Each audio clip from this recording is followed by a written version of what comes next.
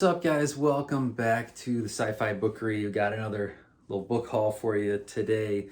Not a ton of books, but this is stuff that I was really excited about, so I wanted to show it off. Lots of interesting things. First off, this was from, let's see, the first four were from an eBay seller who was generous enough to offer combined shipping.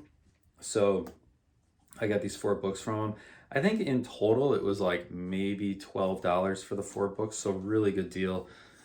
First one is The Solarians by Spinrad. Check this out. Earth was programmed for destruction in the mad war of the computer worlds unless the Solarians could stop the machines. You know, how fun does that sound? Look at that back cover with the little... I mean, he looks really angry. It looks kind of like a Mars Attacks sort of thing, which I wouldn't hate that. This next one, Space for Hire by Nolon. It is apparently a private eye detective story that takes place in space. Love it. Unfortunately, the cover is no longer there, but I mean, look at that cover. Isn't that cool? I guess, according to the cover at least, this was the first sci-fi novel that he released since Logan's Run. So yeah, whatever. I'll take some cool Nolon. Looks pretty funky.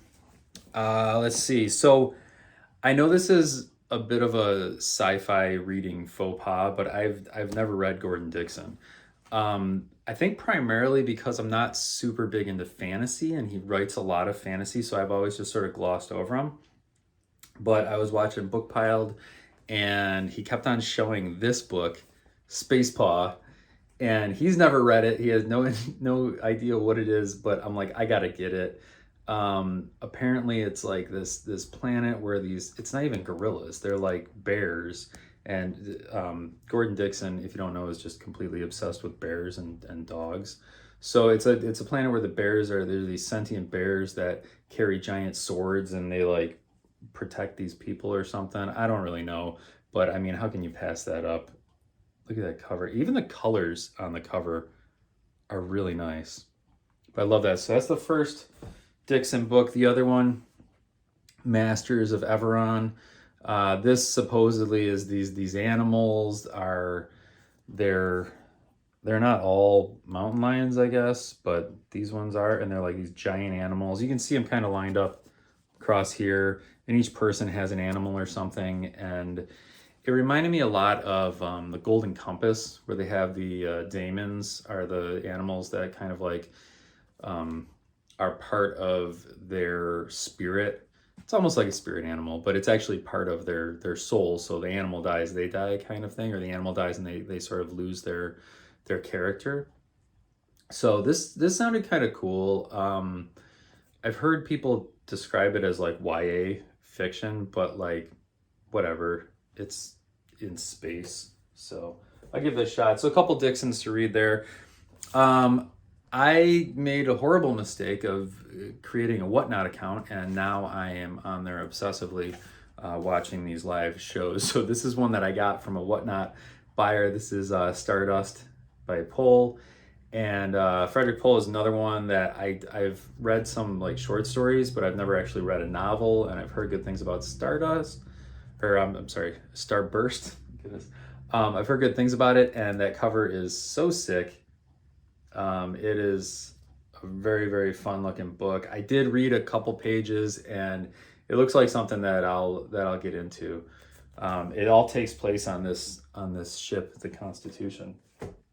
And the last one came from Goodwill. So I stopped at Goodwill. I had to run into the city for something, and there's this Goodwill that's kind of like in a bad part of town, and as an online reseller, I find all kinds of crazy vintage stuff there for super cheap.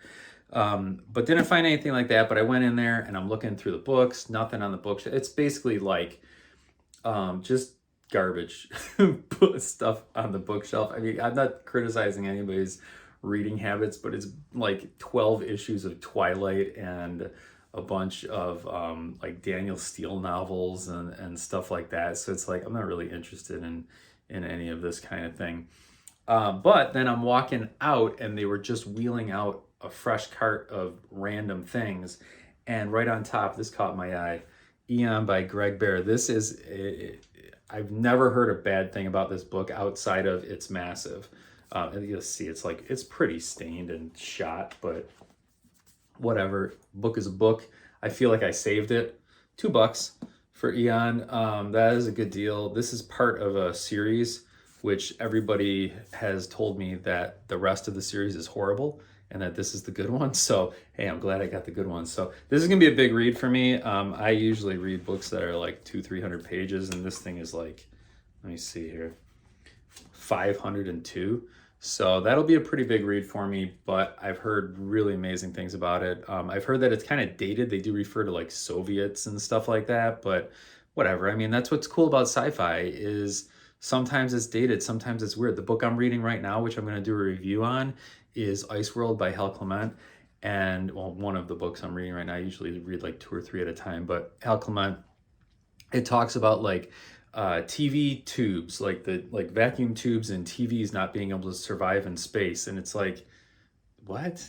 Like by the time we actually went into space, vacuum tubes and TVs wasn't even a thing. So at least I don't think it was. I wasn't alive then. I don't know. But anyway, so Eon. So that was a pretty good, pretty cool haul there of sweet vintage sci-fi. Again, like I said, this is like the core of what I read.